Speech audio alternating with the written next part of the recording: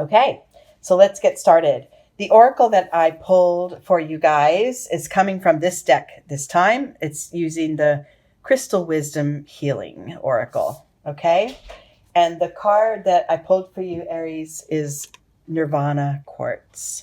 Look at that, it's beautiful. I'm going to try to not have a glare there. Nirvana Quartz. This is a very high vibrating crystal.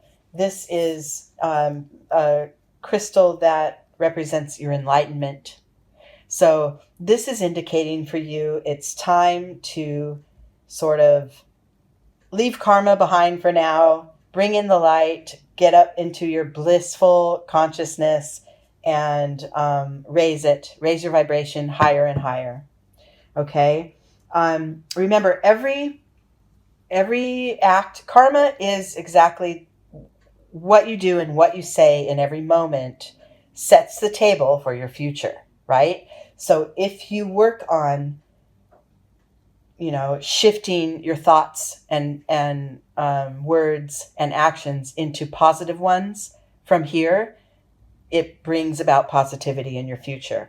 The light that you shine now brings light to you later. So what you want to do is just work on your crown chakra. If you do any chakra work or in your meditation, just envision that light shining from your crown and reaching up to spirit, to the divine, because that it's this higher level working here. This is not just every day, like a lot of the cards in the spreads this time, a lot of the signs were pointed toward the past, pointed toward digging deep soul search, pulling up old traumas, healing the heart. Yours is not. Yours is just, what do I reach for next? Let's bring light. Let me shine light to bring light. Okay? I love that. This is a very beautiful beginning to your reading. Okay, so we're going to elaborate on that thought of your enlightenment with the Zen cards. And we're going to use this tree spread that I created. The bottom branch here is kind of where you are now. And then we'll use this rooted energy of the trunk in order to propel us upward and toward even more enlightenment and to a new level of awareness. Okay? Left side cards here are internal energies, sometimes hidden from others, but always within your own awareness.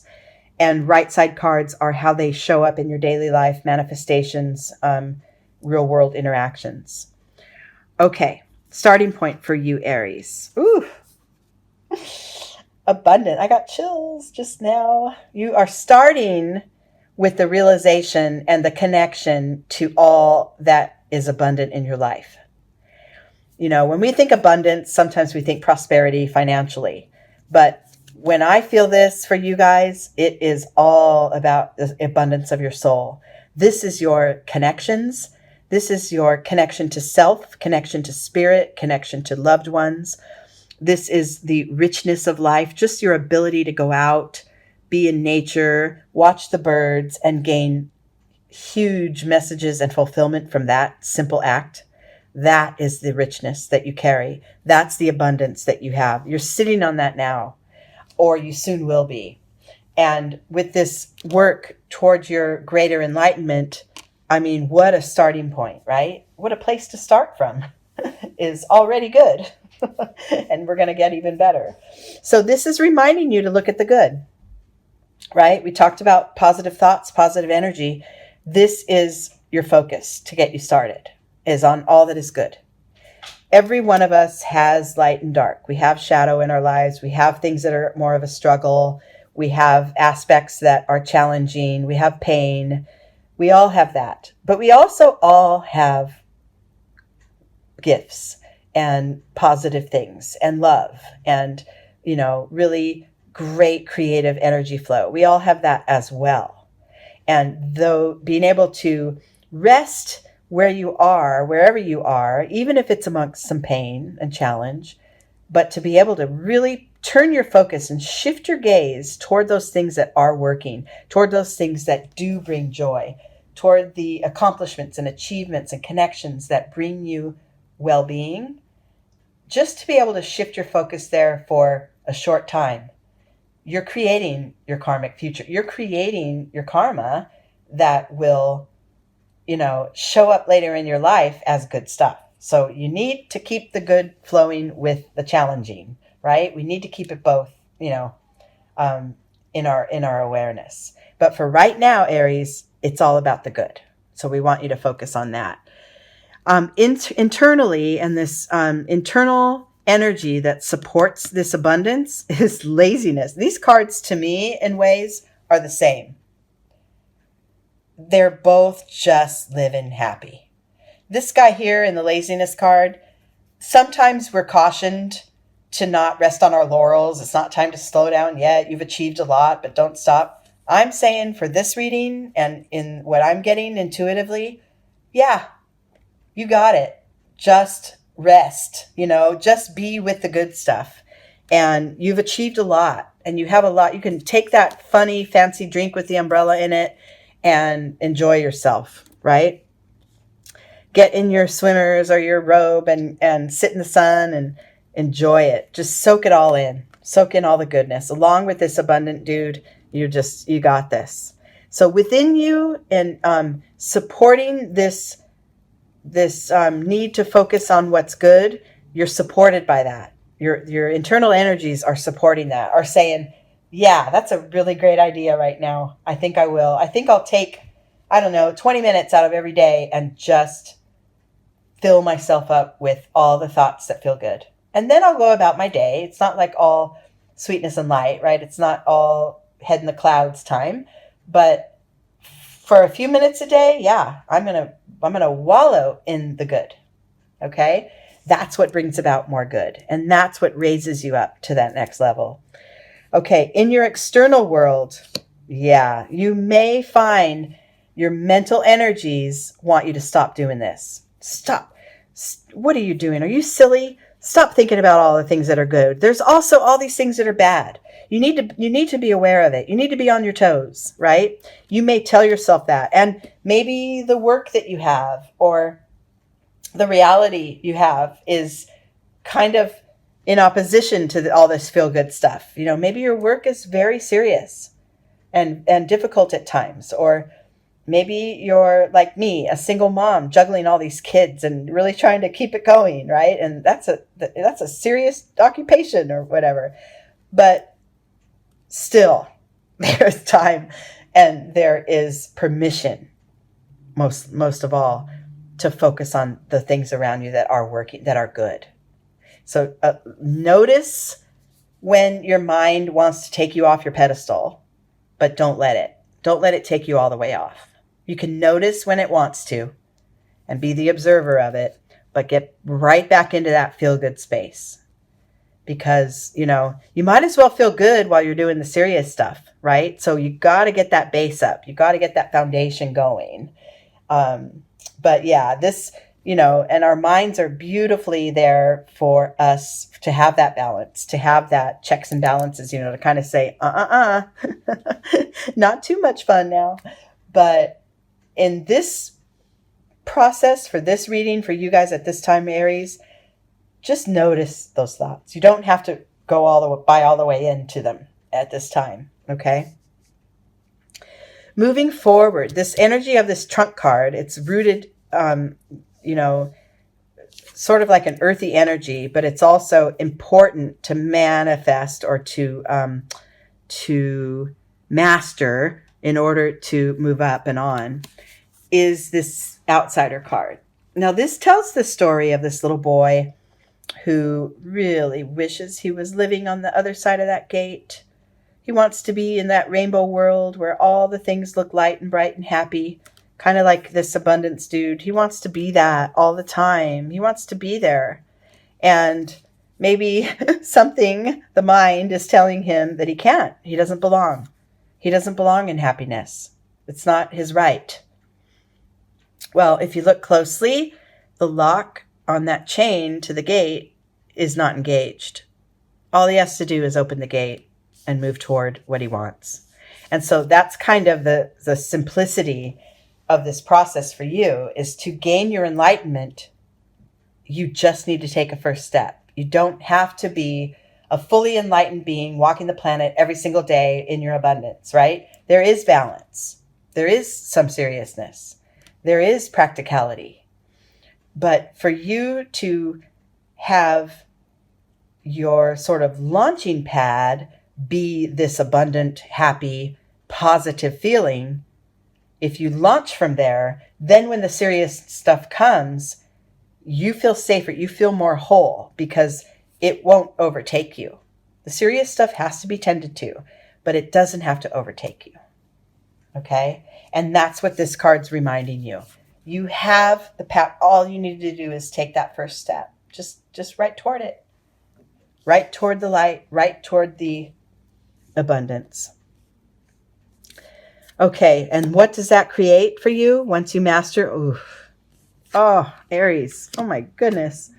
Okay, chills like through and through, head to toe right now for you guys. So what it creates is a sense of harmony, a sense of pure alignment, mind, body, soul, head and heart, real alignment. And your emotions can be within you without overtaking you. You know how you can get thrown off balance by too much sadness or too much joy even? You can stay so centered in your knowing that all is well, that in the knowingness of your well-being, that when you have extreme emotions, they don't take you off your center.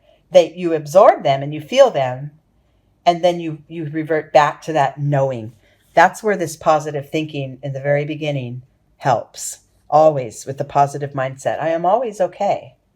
I will always be cared for. I will always be supported by spirit. And my alignment is what gets me there. Internally, you're really getting this. Your consciousness is raising exponentially lately. And your intuition is growing, and or you're uncovering it more and more. You're allowing yourself to trust your inner guide. And within you, you know that that's the path to keep on. You know that. And you know that positivity and that sort of looking on the bright side is kind of what's going to keep getting you there. It's not really about, I have to be a realist. I have a serious job. So I have to. Well, you do have a serious job. And you can be a happy, positive, enlightened being doing that serious work. It's possible. Okay? In your external world, this process and this realization of alignment first, positivity first, that brings about your ability to create new perception, but this could also be guiding others to see things differently.